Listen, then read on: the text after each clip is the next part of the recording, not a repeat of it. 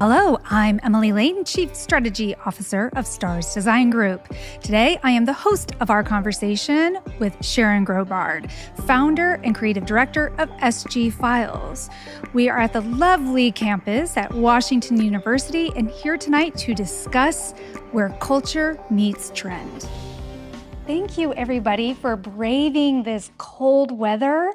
And those of you who were sensible and stayed home, thank you for joining us remotely. We're going to have a wonderful conversation today. I am beyond delighted to be hosting Sharon Graubard today. I'm going to give you a little background information. I had the opportunity to meet Sharon a couple of years ago. She was a guest on our second season of the podcast, Clothing Culture. And we just had an instant appreciation for each other's vision. Sharon is a poet and artist when it comes to trend forecasting, and she knows how to look at the world and through this beautiful, unique perspective that she has and understand what is on the horizon. This talent of hers has really supported her in a really wonderful career. She was the founder and creative director of SG Files, a fashion forecasting consulting agency with an international following. In addition, she creates trend-driven content noted in forecasting publications.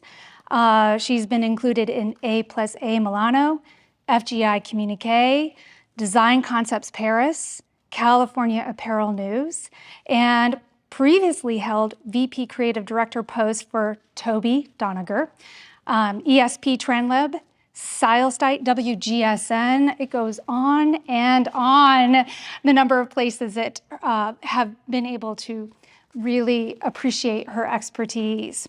Most recently, she's got a subscription service, MintModa, and she's been in the career for a little while. She began in as a textile artist and fashion illustrator, and those illustrations have been seen in many wonderful publications such as 17, Glamour, Self magazines, and she's known for these compelling trend presentations, which we'll get a little glimpse of at the end of our Q&A today.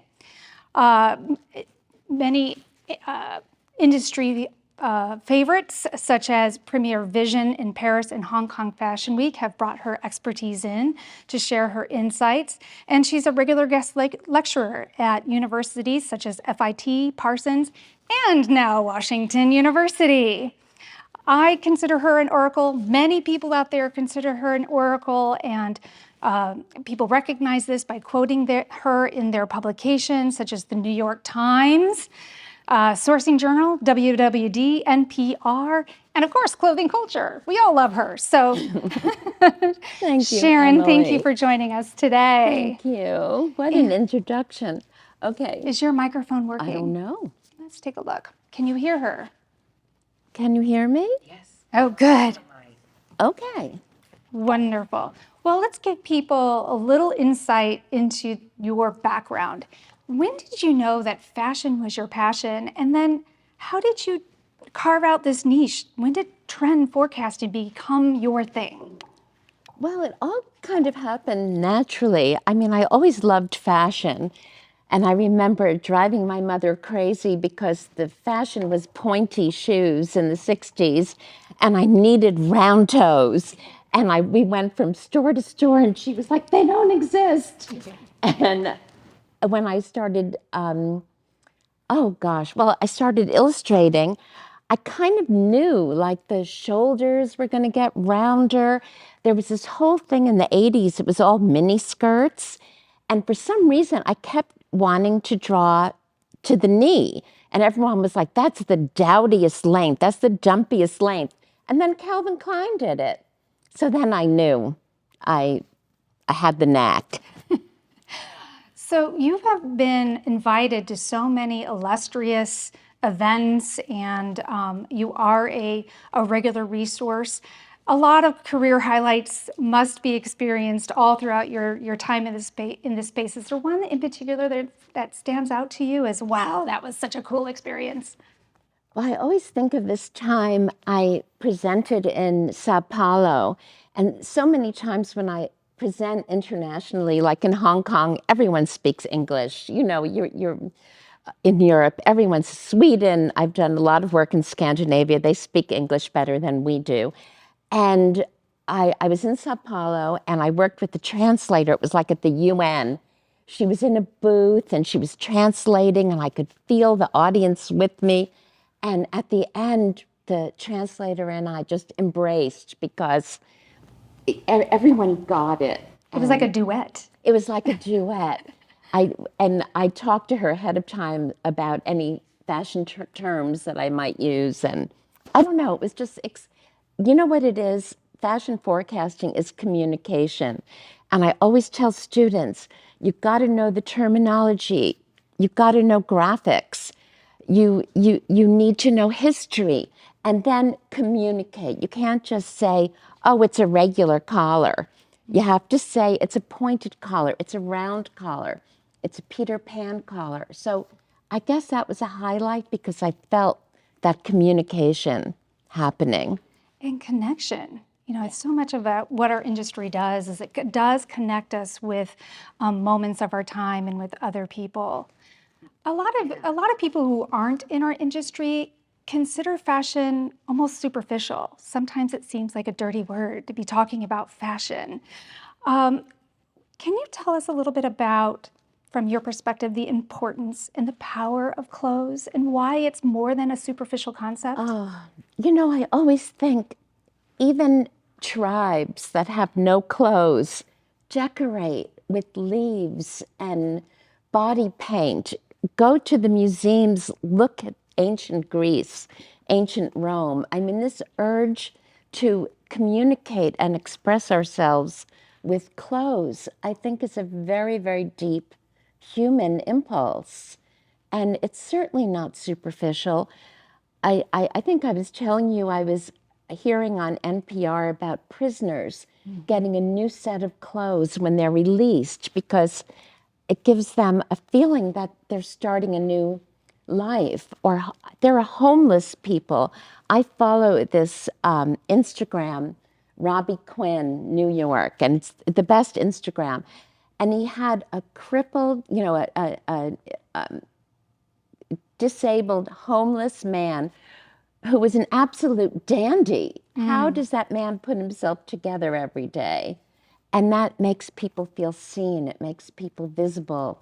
I mean, we could go on. It's certainly not superficial. It's a whole conversation in itself. That's a whole conversation in itself. Well, we make daily choices. Even people like Steve Jobs, who chose to wear the same outfit every day. That's a choice. That's clothes. Clothes are fashion. Well, some people like a uniform. Some people like to disappear. And some people like to be seen. I always think I want to be noticed, but I don't want to be looked at.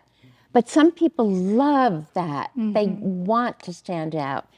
And it's very personal. It's like you're dressing the inner you.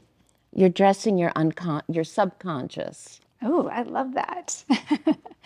One of the things that I think, and I talked about this as we were introducing you, one of the things that I think is a great gift that you have is this ability to just walk down the street and be inspired by graffiti or somebody walking their dog or at any moment in time, you're seeing culture and you're finding this connection between how that is going to inform fashion and what is around the corner. What are you seeing? How are you connecting those dots? How does culture inform fashion? Oh my gosh, it's so deep. How does culture impact fashion? We are wearing culture. You know, we're wearing it. When I'm walking around, I mean, I had a boss many years ago, Tobé report, Marjorie Dean, who was one of those fashion doyens. And she used to say 3 times is a trend. Oh, yeah. So if you see someone wearing a fringe jacket, it's like, oh, that's interesting. And then sure enough, you see 1 or 2 more that week. That's a trend.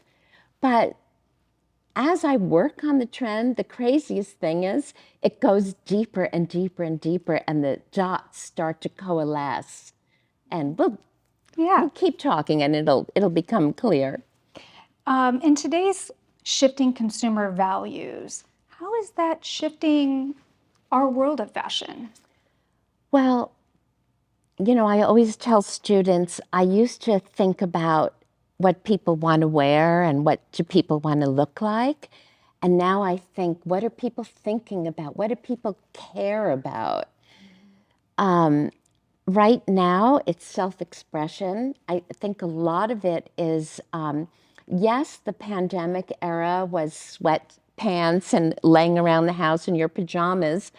But there were so many great Instagrams where people were doing dance party in my bedroom or birthday party in my backyard, you know, and they'd put on a fancy cocktail dress that they haven't had a chance to wear.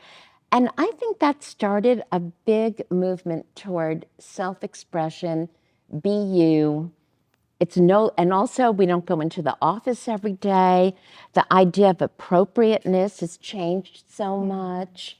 So That's great. I love the, wear what you care concept. and also the world and ecology and sustainability. And I always relate it to food. Like now we care so much about what we put in our bodies. Cosmetics, you know, Sephora's, what is it Kind called? of transparency on their Yes, echo. but we haven't quite gotten there for clothes. And the clothes are against your skin. Do you really want toxic materials, or even to know that seamstresses are sleeping on the floor to make your t-shirt? Yeah, you mentioned, you kind of read my mind, because I was thinking about global concerns and how that's finding its way into what we're wearing today.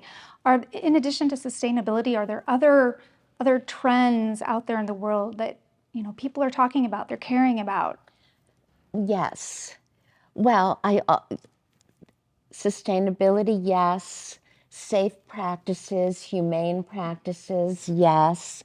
Post Me Too, I think we went through a period where everything was covered up. You know, I remember Ruth LaFurla for the New York Times did, instead of Little House on the Prairie, she did Little House in Bushwick, you know, and it was all of these covered up dresses. Then that moved toward women really owning, women and men, owning their sexuality, allowing to be very bodycon, but not to be an object, not for the male gaze, but to express something inner. And then, of course, gender identification has a huge impact globally on what we're all deciding to wear. Okay, you've unpacked a lot of questions for me to follow up with. You mentioned this kind of embracing the body and that movement. Yeah, I think that our industry made a ton of progress with size inclusivity over the last several years. And I have concerns over a decline in that space as we look to the red carpets and what's happening with this Ozempic trend, kind of informing a revisit of the waif-like physique. Yeah. Do you think that, what do you think the impact is going to be, on the progress that we've made with size inclusivity? And is there a threat? Yeah, I think I agree with you, but I think we made so much progress in the size inclusivity that it's not going to go away. It's kind of like a 2 steps forward, 1 step backwards. But with visibility comes acceptance. And just seeing lingerie ads, many, it was Universal Standard, I think, started the trend of showing the same garment on many body types. And I'm noticing that, I'm still noticing that on websites, and it is a little scary. But I think with all of these things, it's not going to go away. Progress takes time. That's absolutely right. Well, we have a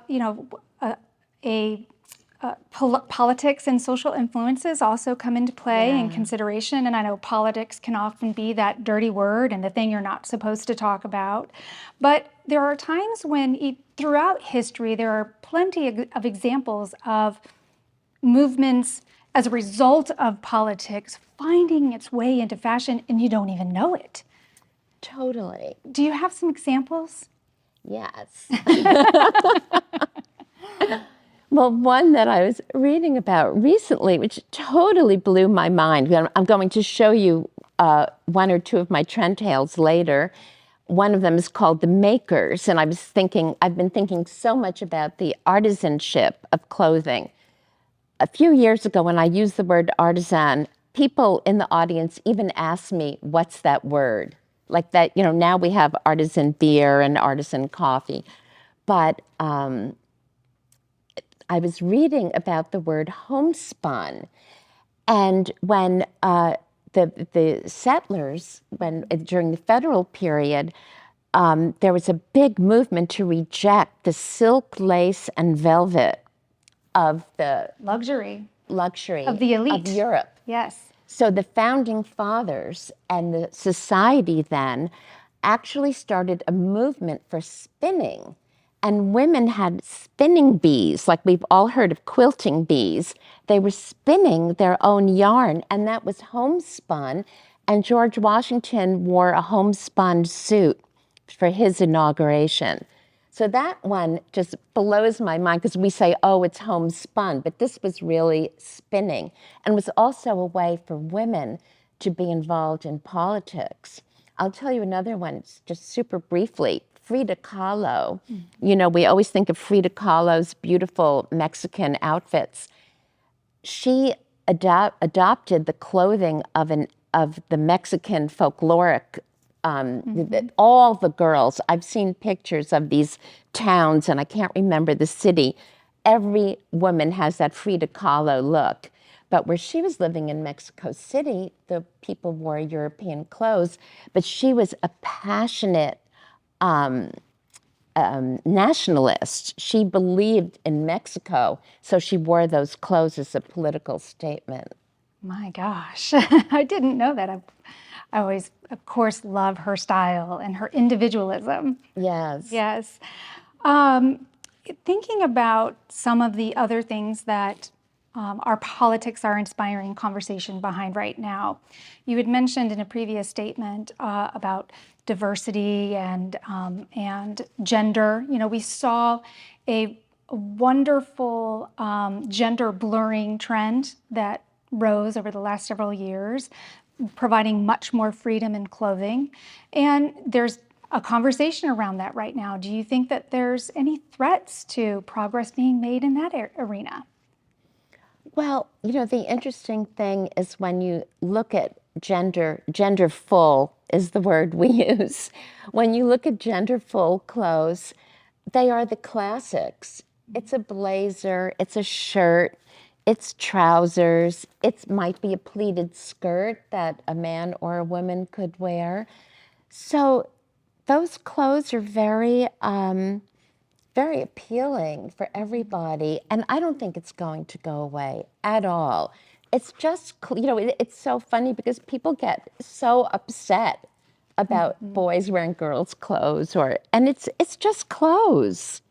So, right, absolutely. And many, many designers, and during Men's Week in particular in New York last week, many designers called their collections agender or, for everybody. So fashion can be a good source of rebellion or standing up for your beliefs. Totally.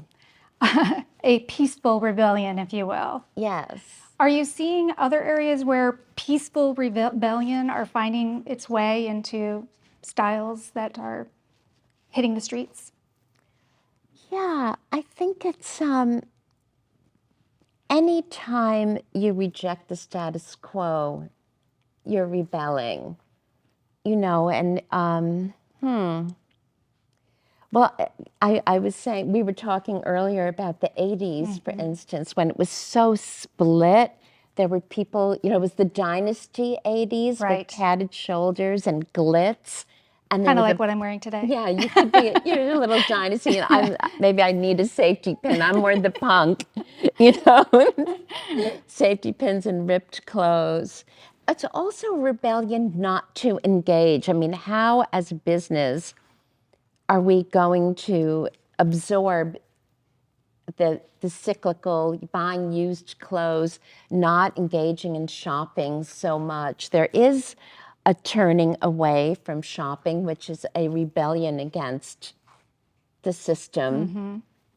And we still need to have our business, and we employ a lot of people. It's true. Yeah. So we're a very important Industry.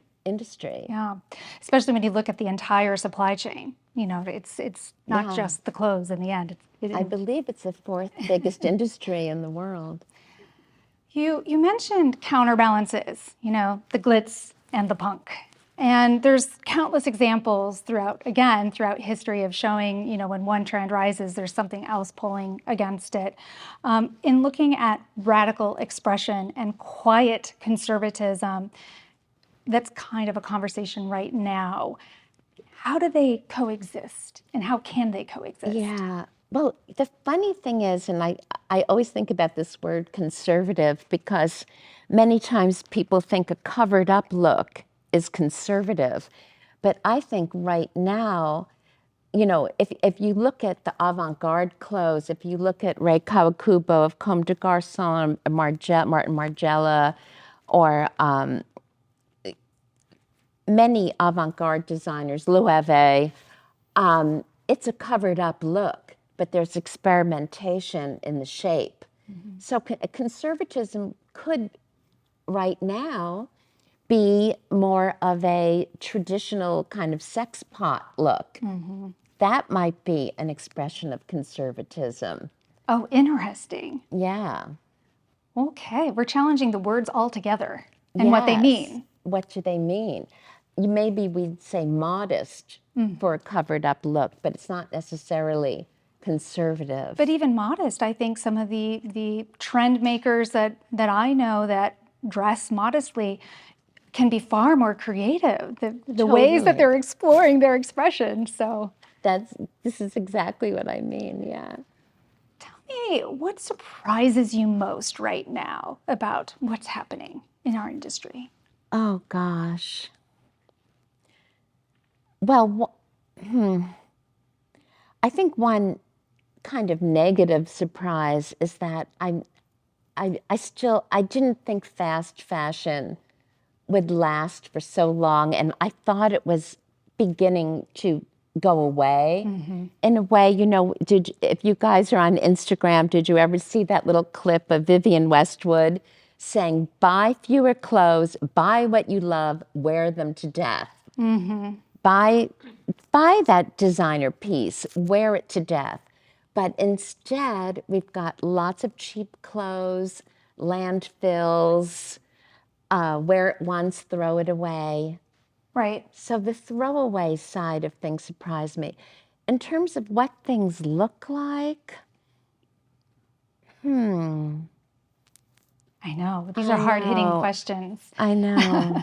I agree with you on the concerns of fast fashion. Not only its contribution to waste, but it's the challenges with, de minimis, and there's so many conversations that we can plug into play here. The amount of product coming into the United States every day that are being flown in under this fast fashion, de minimis clause. It's a very complex conversation.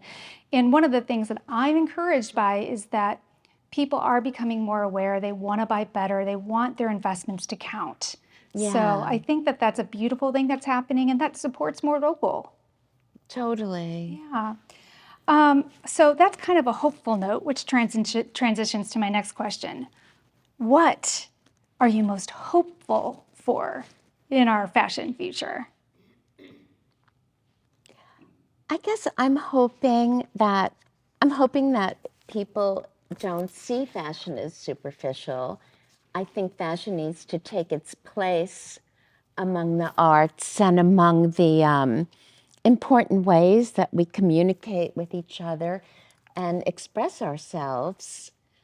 And I'm hopeful that the customers get more educated about what they're buying. I'm hopeful that tags, I think there's so much opportunity to tell a story with hang tags. I think the consumer wants to know the story. It's like when you buy a fragrance, you want to know the mood, you want to know the notes.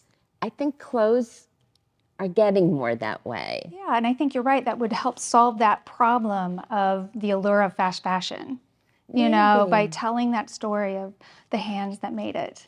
Yes, and being in the minds that made it, Yeah, that's true.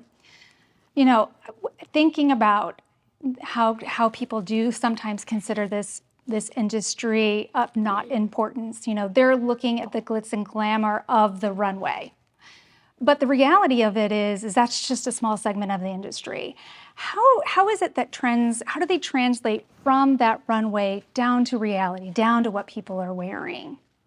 Yeah, that's a really interesting question. And a lot of my clients will use the term watering down. And I don't like that because I don't think it's a watered down version of the runway.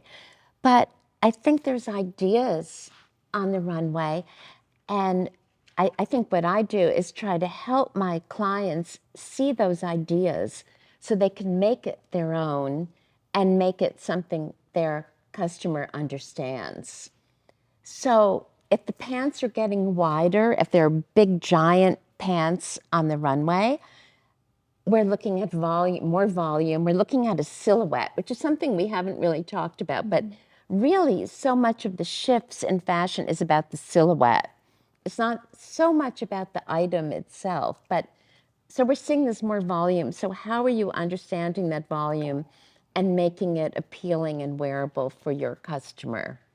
And that's why fashion is for everyone. So I wouldn't say watering down, but reinterpreted. Yeah, it's looking for source of inspiration. Yeah.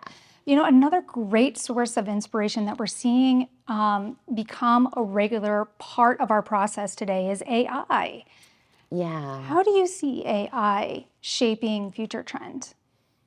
Well, I'm already seeing some things like there's all this kind of fantasy with AI, and then you see that fantasy reflected in like crazy sunglasses or mismatched prints and definitely fantasy colored hair and things like that. On a practical note, AI is helping designers have less sample waste and Ideate. exactly. Yeah, and I guess if you're a trend, I work more with my instincts, but I guess you can use AI to kind of scrape the internet and see how much pink there is or things like that.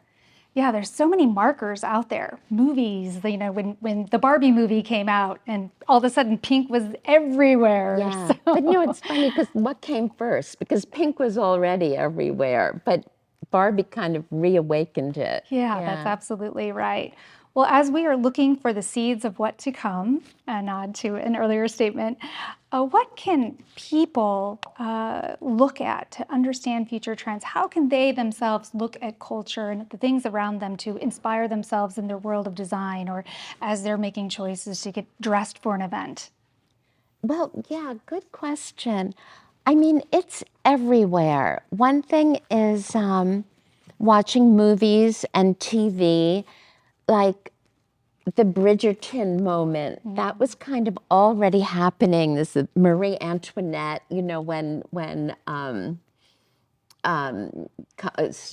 Sophia Coppola did Marie Antoinette, and then a few years later it's Bridgerton, all the costume dramas, and then, that's kind of that opposites thing. We were all laying around in elastic waists during the pandemic, but all of a sudden everyone's in a corset and a waist trainer. So, I mean, watch that. Watch what other people not what just anyone is wearing, but what you notice when you're out and about. What are the pants shorter? Are you seeing more of a particular color? I went to a trade show in New York yesterday, and a friend of mine and I were talking about purple, and she texted me like, oh my God, I just saw 3 purple sweaters. And then I walked in and Mary was wearing a purple jacket. So something's going on with purple. So that's what you do. You know, you track it. I like to put, I collect images that I like, and I put them all in a folder. And then after I have a whole bunch of images, maybe 50, I go through my images and I start to see connections. I mean, that's how I work when I'm doing my stories. These images speak to you. Yes. Well, I want to make sure that there's adequate time for everybody to ask questions. And I know that a part of this was that Sharon was going to give us an insight into some trends that she's been putting together. So let's go ahead and transition so you can share some of those highlights, and then we'll open it up for questions. Oh, okay. So we'll show the trends first, and then we'll do questions. Okay, I'm just going to show you 2. This is spring 26. And I call the season Radical Joy because we need to claim that joy for ourselves. So I like to map things. That's kind of one of my trademarks. So I mapped these. There are 6 trends, but I'm just going to show you the first 2. I mapped them between the personal and the communal. And there's so much emphasis on community right now. And instant vintage. I mean, I could talk to you about all of these. These are my 6. So I'm going to show you the makers and the Gaia spirit. Save the Garden is, you know how Miranda Priestley says, oh, florals for spring, how groundbreaking. But there's always something new. I mean, that's what Jean-Paul Gaultier said, always, you can always go back to the same inspiration, but you have to find something new in it.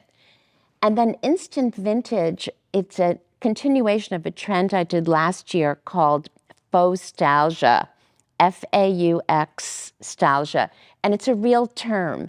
And it's yearning for something you've never known, a time that you never lived. And we're all experiencing it. And then plaster cast is about silhouette and pure design. And Madame X is like this powerful female sexuality, i.e. Schiaparelli, who really was a radical in her day. Okay. So the first trend is the makers, and this is my ripple. So I'm connecting things that are happening in society, things that are on people's mind with, in this case, what's the joy, since it's radical joy. Craft meets industry. So this is super important. This isn't hippie crafts. This is crafts with like grommets and hammers and things like that. Joy in creating. And this image is Louise Bourgeois, and she was a fiber artist. And as much as we're talking about AI, I was listening to somebody speak on, I don't know what it was, and they were saying the key art movement of our time isn't AI, it isn't EFTs, it's fiber art. And that just totally blew my mind. There's so many shows worldwide right now that focus on fiber art. And that's great because, you know, as we were talking about, people are wanting to connect with their clothes again. And now you're literally connecting with this thing that's very textile, manual. Yeah, because clothes are still handmade. That's the crazy thing. So this on the left is a Francois Gillot painting. She was Picasso's wife. I hate to say that because she was a wonderful artist in her own right. And this is Ella Emhoff on the right. She's Kamala Harris's stepdaughter, but she's a wonderful artist who uses knitting as her expression. And she uses upcycled yarns to knit these wonderful portraits. Look at the same pose, the same look. the look, it's a t-shirt, it's a pair of pants, it's ballet flats. It's a uniform. Joan Mitchell, same look, same pose. Is that incredible? So fashion doesn't have to be this big statement. It's what you wear. Maybe, and Brett and I were talking about it too, maybe the word is apparel. Maybe we should stop saying fashion. Maybe it's clothing. Miuccia Prada said, I don't like fashion, I love clothes. And I think that's where to be. This is Lee Krasner, thank you. Same pose, same look. Ballet flats, a pair of pants. Multiple generations. Multiple times, years. Back to Francois Gillot, thinking about primary colors. You know, you might think, oh, primary colors, they're so boring, they're so everyday. But primary colors could be very sophisticated. And thinking about primary colors, thinking about Alex Katz and his wife, Ada. This is the first portrait he did of Ada, and this is a more recent one. So she's not the artist, but she's the muse. And then thinking about orange, which is a secondary color, and this is Grace Hardigan, another one of the 9th Street women. They were a group of female abstract expressionists who were only recently getting their due. Am I getting to, so it's all connecting. And I didn't know when I started the Makers that it really was about all of these female artists who and Grace Hardigan had a uniform of a peasant blouse and a full skirt. And all of these looks are timeless and they're back. This image on the left were the female surrealists. It's Lee Miller and a few other ladies. And on the right is the Mathieu Blasi collection, much lauded collection for Bottega Veneta. Tell me he didn't look at this picture. I mean, so that's what I try to do is get, and this was from a surrealist, they called it a surrealist holiday. They were all on vacation over the weekend.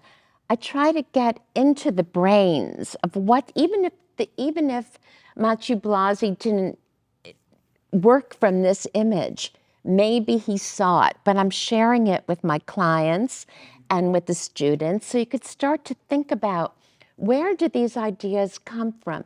This is a brand new collection for Liberty. They hired an older designer, and I can't see my notes and I forgot his name, but it's a brand new collection and this looks like a vintage. So all of these graphic prints, these handmade prints, and you see the beautiful palette of primaries and secondaries. I also thought about mending and how mending used to be a life skill that was taught in school. I'm even too young to have home ec. I mean, home ec was 1,000,000 years ago. But mending is a life skill. It's like cooking. People need to know how to mend. This book is called Mending and Repair in a Throwaway World. I like how now you're seeing visible mending too. Visible, super important. And then, of course, Louise Bourgeois, who used textiles. She couldn't bear to throw out her grandmother's dish towels and things like that, and made them into wonderful art. Some of Louise Bourgeois' books, Louise Bourgeois, and then on the right, you see Christian Winjans from Spring 25, Christian Winjans and Georgia O'Keeffe. I'm just showing you how this look of just, you could say, oh, it's just a woven shirt, but it's not. It's the way it's worn. It's the intention. It's style. This is style. And then a little bit of pink. This is Georgia O'Keeffe's closet on the right. It was at the Brooklyn Museum. She found a little wrap coat at what's the big store in Texas? Is it Neiman Marcus? It was a model's coat that the models wore in between, and she had her dressmaker make it in every color. So she kind of did the wrap dress before Diane von Furstenberg. And then on the left is a look from Prada, simple pink shirt dress. So pink is part of the story. Elaine de Kooning's self-portrait, look at that little pink table. So here we are. So that is kind of my whole thought process to get to this trend, the makers, time-honored methods for a new generation. And There's in a a lot way, of women that are inspiring that. yes. And, you know, I really came up with this idea because I was in LA and I was in a Korean store. I don't know the name of it, but they were selling kits for phone cases. So it was kind of handmade, but it was industrial because it had all these little grommets and metal parts. So these are the values of the customer: authentic materials, true workwear influences, renewed interest in the skilled trades. That's something that's happening in society. Training electricians, training plumbers, clothing as tools. You can't function without that piece of clothing. And then a trend board, and then another map, mapping out a lot of things that we already talked about. This is what it starts to look like from the runway. So I'm showing you all the thought processes until you get to this fabulous look from Miu Miu. And you start to understand it's not just clothes. Yeah, I'm thinking through my closet right now, how can I reconstruct that look? I think we have a maker right in the front row. You're doing it.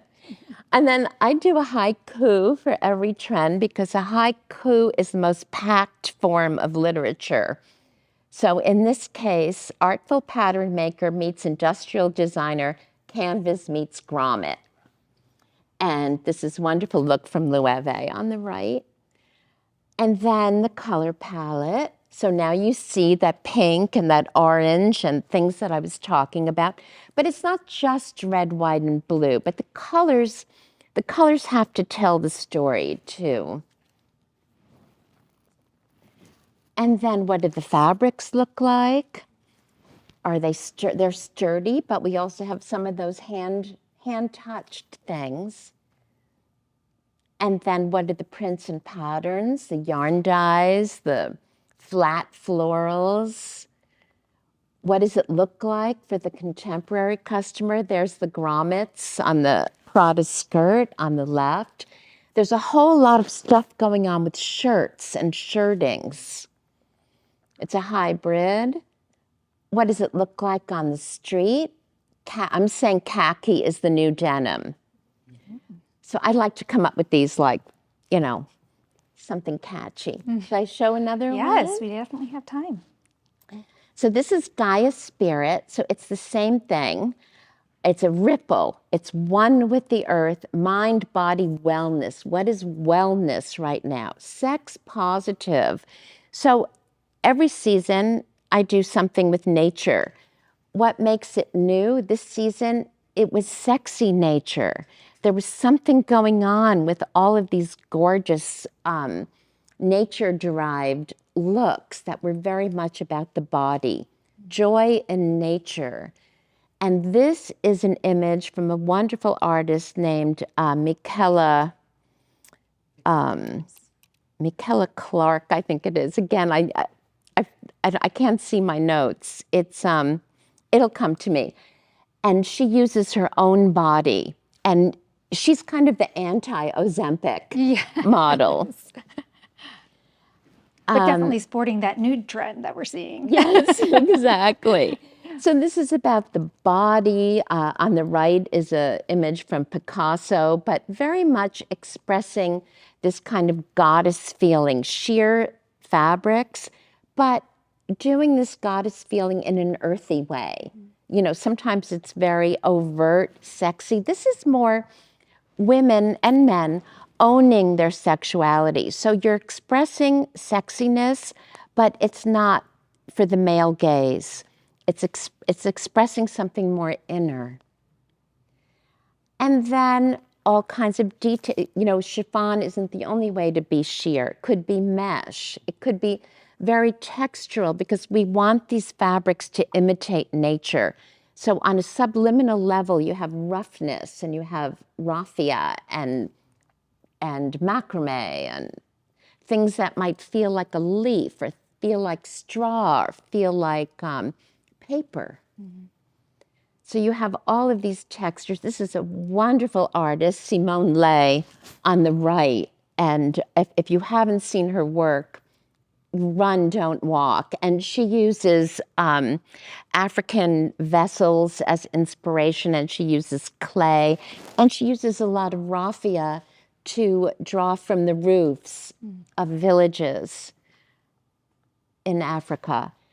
And then the goddess, these, and I purposely, I mean, I make these slides myself. I choose every image, and I show diversity no matter what. It's easier now.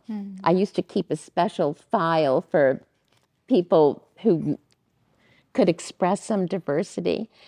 And the goddess in these wonderful colors, and I'll show you the colors. And then this is the Venus de Milo by Botticelli, but artists are reclaiming that Venus image. This is an image by Harmonia. And again, I'm drawing a blank on the last name, but isn't that incredible? And using Africanian, I think it is, mythology from the same period as Botticelli.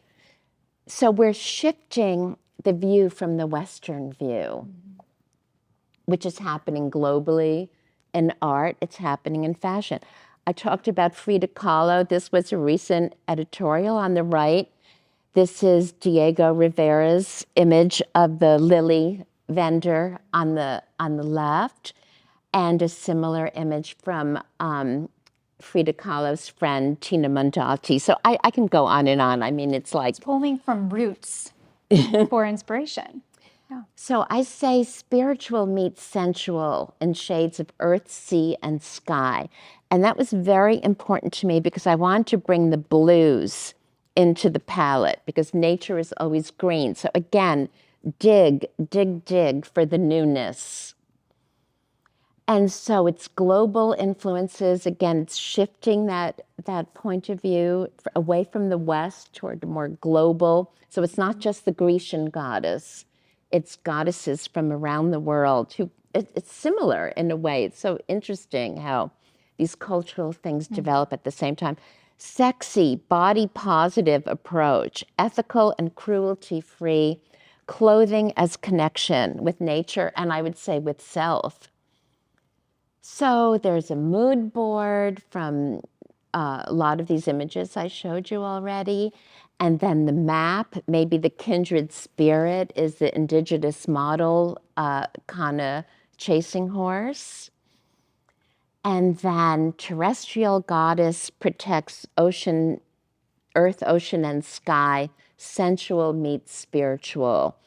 And this is a beautiful goddess that I found that was recently discovered in Iran, I think. Here's the palette. So again, it's a little unexpected. I don't want to give my clients a page of greens. So I really push to find the colors. They're like vegetable dye colors. And then the fabrics.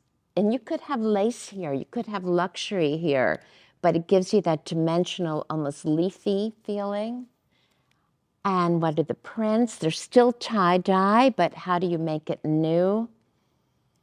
What does it look like for the contemporary customer? Long over long layers, safari images and influences in new ways, watery sky kind of prints. What does it look like on the street? And lastly, I'll show you some of my collages, because I always say people don't dress in trends.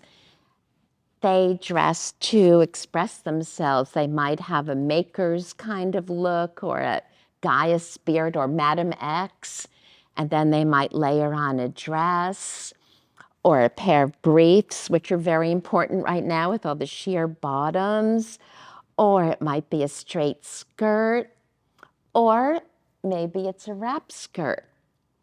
Maybe it's a different body type. Maybe it's pregnant. a t-shirt, a sheer dress. Sheers, or that was from my garden trend. Khaki is the new denim, as I said. A skirt from Gaia's Spirit, trimmed in lace. Also from Gaia's Spirit, this watery kind of print in a sheer fabric. Some collectible piece that Emily would wear. I had to do an I Love New York t-shirt.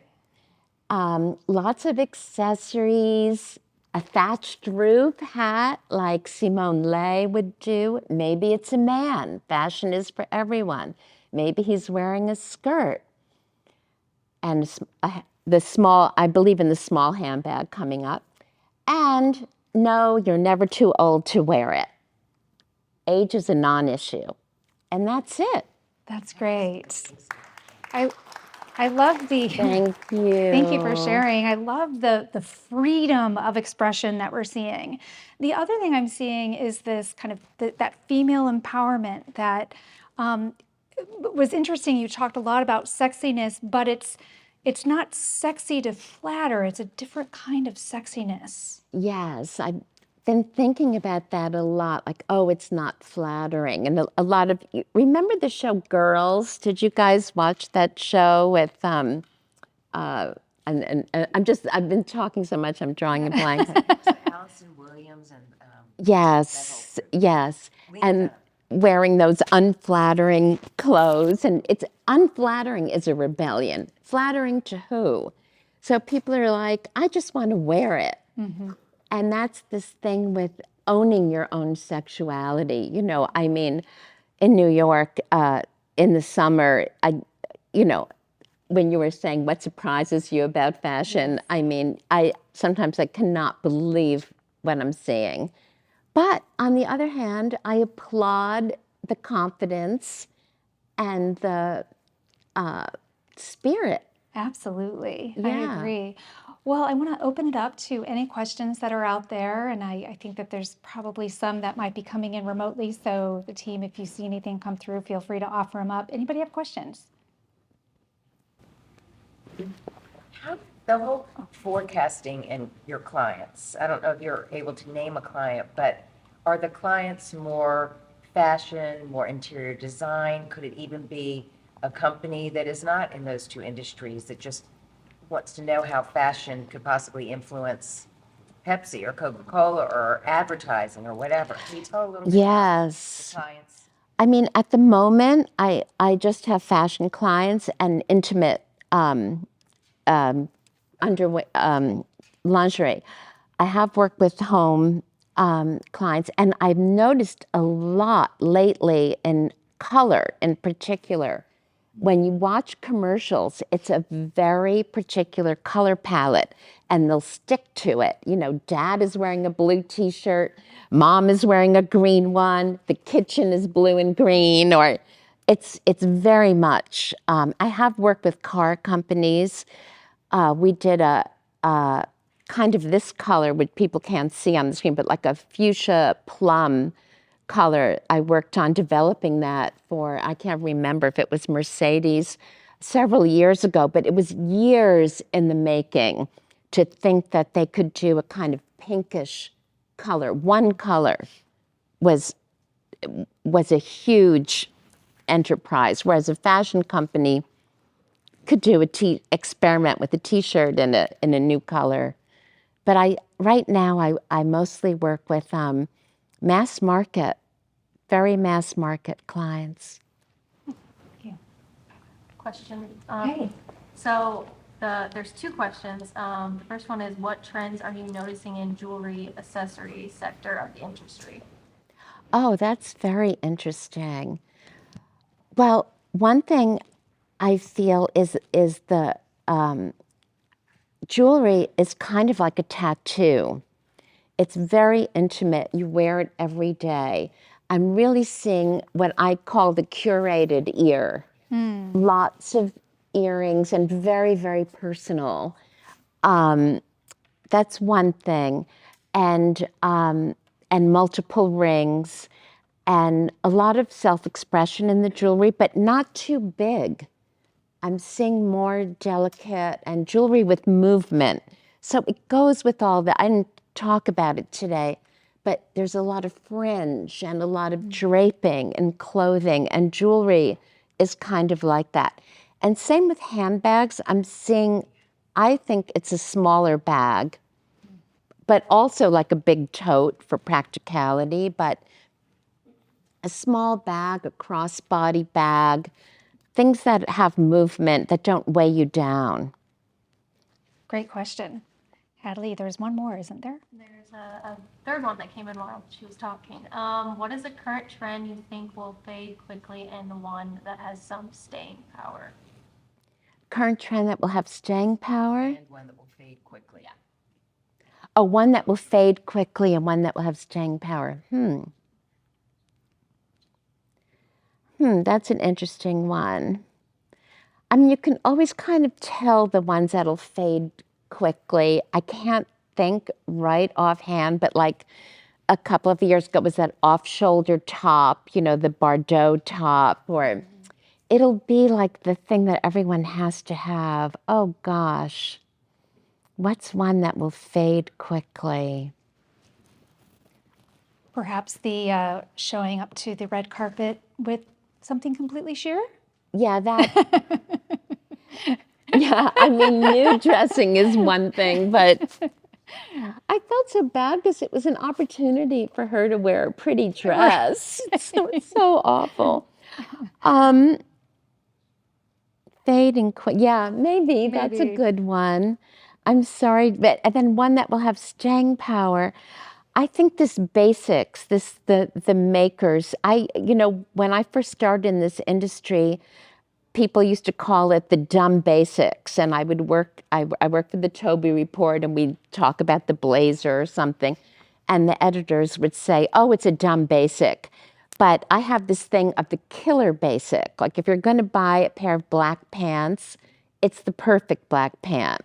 So I think staying power is going to be tailored, more tailored clothes. The museum, the upcoming Met Gala is the theme is tailor me.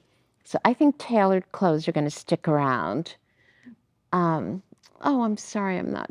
No, those are all great thoughts. You also mentioned workwear in one of your we've been seeing the rise of workwear, and that Yes. feels like it's getting Definitely. And workwear, not, we used to call things you wear to work career wear.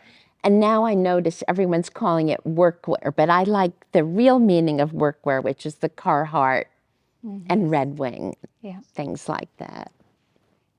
And I think there was one more. Yeah, and some more keep coming in. What is a trend you wish would come back? Oh my God. Well, you know what? One thing that's interesting, and I know the writer for the New York Times criticized it, but I love the glamour, the old Hollywood glamour that's coming back and that was visible in the Oscars. I mean, like fabulous hairdo, coiffed hair and just a really beautiful ball gown. I think that's really great.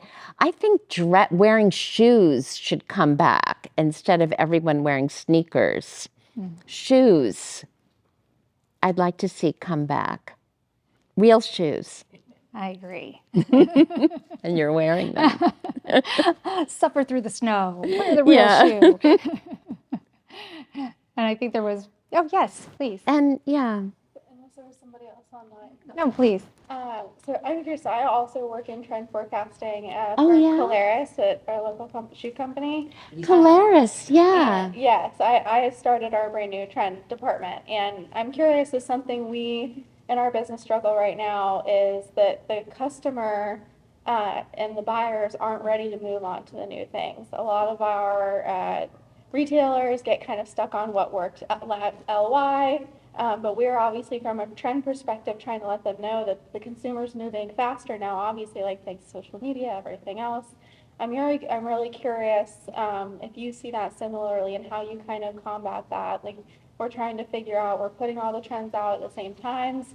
We're showing them in dynamic ways. I make my mood boards and presentations and stuff too, and I think we're still kind of hitting that wall. So I'm curious, like, if you've run into that, how you kind of convince your partners Yeah. that you're working with, like how to kind of overcome those hurdles? Well, it's kind of ever has it been. And my clients have always, it's like the buyers and the designers are fighting all the time because the buyers don't believe in it. And I find showing street images really helpful because it shows the real way. I mean, we talked about today runway to reality. And it's taking a chance. Nobody wants to shop because it's all so boring. So you're right. I mean, but that is ever has it been. You're not the first one to encounter it. Yeah, you've seen a real transition in some of the major department stores that you used to go to seek out what was next and what was relevant and what was Yeah. happening. And you are seeing them pull back on taking a chance. So it is always really exciting when you maybe shopping a little bit more local and you Yeah. see that experimentation. But you test it, right? You do if try. you do one. Share brands. Yeah, it's hard. I know. And and then all of a sudden it'll catch on with a vengeance, and you're like, we tried to do that 5 years ago. Yes, The right. I told you so moment. Yeah. The visual communication too, I think, to the sales-minded people is always tough. Is we have this kind of big vision that we can kind of see, going down the road of how it's working, and from the macro, the trickle down and the trickle up, and so yeah, making those connections, I think, to help tell them this. I love that you said including the story on the tags. That's something I really love. I too, think is- that's really important. I once heard Marc Jacobs say, love it till you hate it till you love it. And it's so true.